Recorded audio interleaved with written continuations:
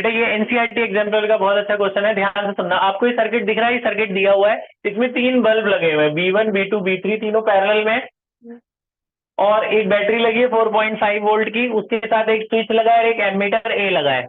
हर bulb के साथ अलग अलग एमीटर लगा है। इस बल्ब के साथ A1 लगा है एमीटर, ये एमीटर है जो करंट रीड करता है ना।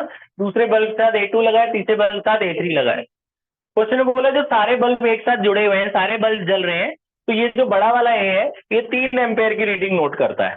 मैंने करंट, इसमें टोटल करंट कितना है 3 एम्पेयर, तो ये जो 3 एम्पेयर है इसका मतलब ये टोटल करंट है। टोटल करंट कितना है इसमें 3 एम्पेयर। तो टोटल करंट पता है, टोटल वोल्टेज पता है, तो आप टोटल रेजिस्टेंस निकाल सकते हो। V इक्वल टू क्या होता है IR, वोल्टेज कितना है जी 4.5, करंट 3 एम्पेयर, तो R मिल जाएगा, 3 से कट जाएगा 15 आ गया ना, तो 1.5 ओम। तो टोटल रेजिस्टेंस कितना है इसका 1.5 ओम। जो जो चाहिए निकाल लो, फिर देखते हैं क्या जरूरत पड़ेगी। ये हमने निकाल लिया। पहले पार्ट में हमने बोला B1 फ्यूज हो गया। पता है पैरेलल में लगाने का ये फायदा होता है, जैसे ये ट्यूबलाइट खराब हुई है तो यही खराब होगी, बाकी तो जलती रहेगी ना। तुमने बोला अगर एक बल्ब फ्यूज हो जाए, तो उसने बोला बाकियों को क्या फर्क पड़ेगा, तो आप बोले कोई फर्क नहीं पड़ेगा, क्योंकि पैरेलल में अगर एक खराब हो जाए तो बाकी तो चलते रहते हैं। तो फर्स्ट पार्ट का आंसर आपने क्या लिखना है कि B2 and B3 will glow normally, जैसे वो जल रहे थे वैसे ही जलेंगे, क्योंकि because they are connected in parallel. यहाँ लिख देना because they are connected in parallel, अगर एक बल्ब खराब हुआ तो बाकी चलते रहेंगे, कोई बात नहीं। अगला, ये पहला पार्ट समझ में आ गया। उन्होंने बोला अब सेकंड पार्ट में B2 फ्यूज हो गया, तो B2 हटा दो। B2 फ्यूज हो गया तो B2 हटा देंगे।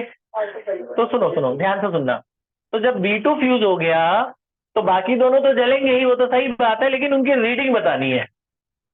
इसकी क्या एमीटर की रीडिंग, सारे एमीटर की रीडिंग बतानी है। तो ये जरा सोच समझ के करना है, सेकंड वाला ध्यान से सुनना। तो B2 हटाने से बीच वाली तार गायब हो जाएगी, मतलब ये वाली तार को आप मिटा दो, कोई फर्क नहीं पड़ता, है ना।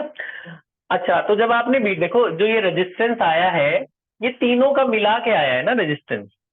ये जो रेजिस्टेंस आपने टोटल टोटल करंट दे रखा था 3 एम्पेयर, तो ये टोटल रेजिस्टेंस आया। जब आपने एक बल्ब हटा दिया तो एक रेजिस्टेंस गायब हो गया ना, फिर एक बल्ब हटाने से एक रेजिस्टेंस गायब हो गया। तो अगर आप मान लो कि भैया इसमें 15, ये देखो पहले वाले का, देखो ये तीनों पैरेलल में रहेंगे ना, तो ये भी पैरेलल है, ये भी पैरेलल है, ये भी पैरेलल है। पैरेलल में क्या चीज सेम रहती है, वोल्टेज। तो इसका नाम मैं ए बी दे देता हूं, इसका सी डी और इसका ई एफ। तो वोल्टेज ऑफ ए बी जो होगा वो भी 4.5 होगा। वोल्टेज ऑफ सी डी तो है ही नहीं, B2 तो फ्यूज हो गया है, तो सी डी तार हटा दो। और वोल्टेज ऑफ ई एफ क्या होगा, वो भी कितना होगा 4.5, है ना। वोल्टेज तो सेम रहेगा। अब V इज इक्वल टू क्या होता है IR, है ना। V इज इक्वल टू क्या होता है IR। पैरेलल में वोल्टेज सेम रहता है। अच्छा, जो करंट गया था वो कितना गया था 3 एम्पेयर का गया था ना। तो 3 एम्पेयर का, जैसे ये प्लस वाली साइड से देख रहे हो आप, प्लस वाली साइड से देख रहे हो, तो इसमें भी 3 एम्पेयर करंट डिवाइड हो गया था। जैसे मान लो 3 एम्पेयर यहां से जा रहा है ना, 3 एम्पेयर के 3 अलग अलग टुकड़े हो गए होंगे पैरेलल में, पैरेलल में करंट डिस्ट्रीब्यूट हो जाता है। तो अभी यहाँ फर्क ये है कि हमें इस बल्ब का रेजिस्टेंस ही नहीं पता, हमें इस वाले बल्ब का रेजिस्टेंस नहीं पता ना, हमें एमीटर की रीडिंग निकालनी है, मतलब हमें करंट निकालना है। तो अगर हमें इसका करंट चाहिए ए बी का, तो ए बी इसको मैं I3 मान लेता हूँ, रेजिस्टेंस को R3 मान लेता हूँ, तो इसका रेजिस्टेंस तो पता ही नहीं है, बिना रेजिस्टेंस के तो निकल ही नहीं सकता करंट। एमीटर क्या रीड करेगा, करंट। तो रेजिस्टेंस ही नहीं पता, तो रेजिस्टेंस कैसे निकालेंगे, वही सवाल है।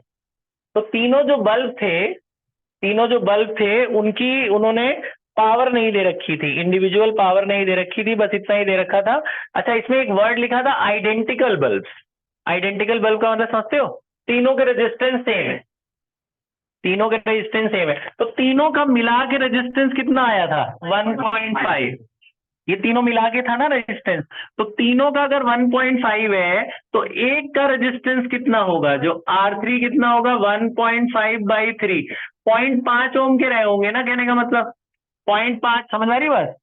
तीनों का मिला के रेजिस्टेंस कितना आया था 1.5। एक मिनट, ये तीनों पैरेलल में थे ना, तो 1/r is equal to parallel वाला, इसको पैरेलल मान लेते हैं, 1/r is equal to 1/r1 plus 1/r2 plus 1/r3। तीनों रेजिस्टेंस को मैंने आर आर आर मान लिया।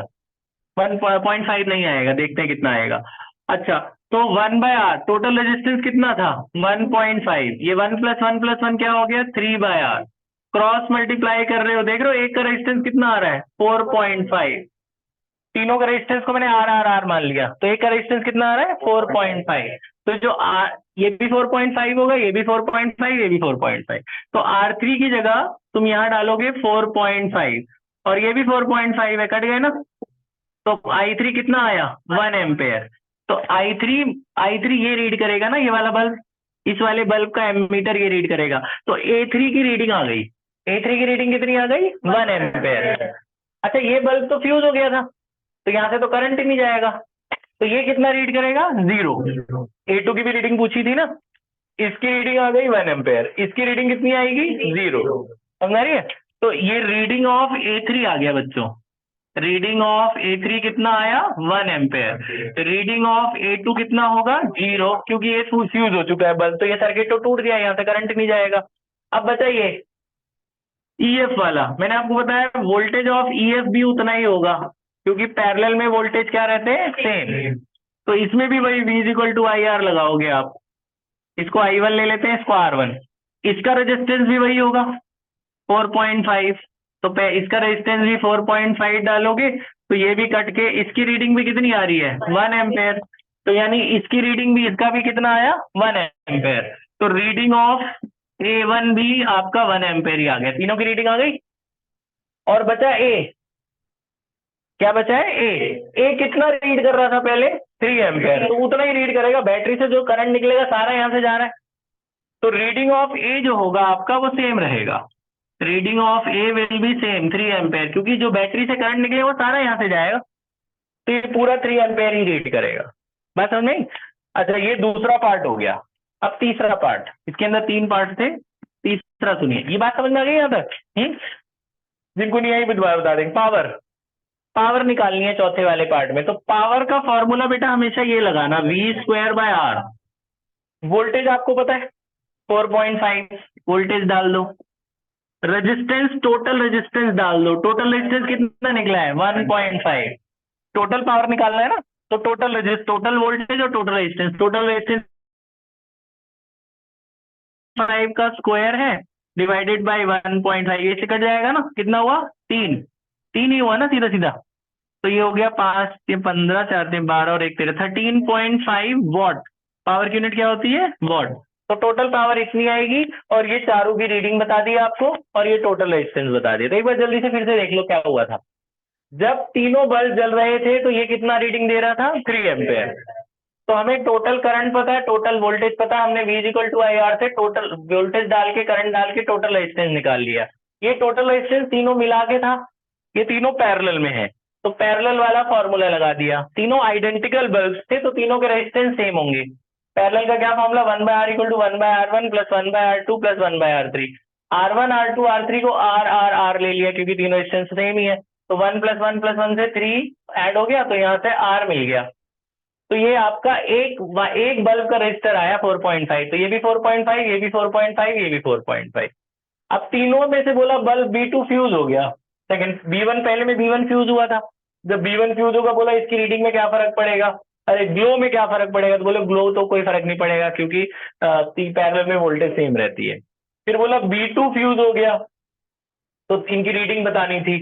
तो जब ये फ्यूज हो गया, ये तार हटा दो, तो पैरेलल में वोल्टेज सेम रहती है, तो जो AB का वोल्टेज होगा वही EF का भी होगा। तो AB का वोल्टेज भी 4.5, EF का भी वही। इसमें V इक्वल टू IR लगा दिया। रेजिस्टेंस आपको अकेले का पता ही है, 4.5 से कट गया तो करंट 1 एम्पेयर इसका भी आ गया, और इसका भी 1 एम्पेयर। तो इसकी रीडिंग भी 1 एम्पेयर, इसकी रीडिंग भी 1 एम्पेयर। और बचा ये तो शो ही नहीं करेगा, क्योंकि तो खराब हो गया बल्ब, तो यहाँ से करंट ही नहीं जाएगा। और ये कितना शो करेगा, ये सेम ही करंट शो करेगा जो पहले शो कर रहा था 3 एम्पेयर का। फिर पावर निकालना था, तो V²/R से पावर निकाल ली। ठीक है, ये कर लो आप लोग, इसे पॉज कर दे बेटा।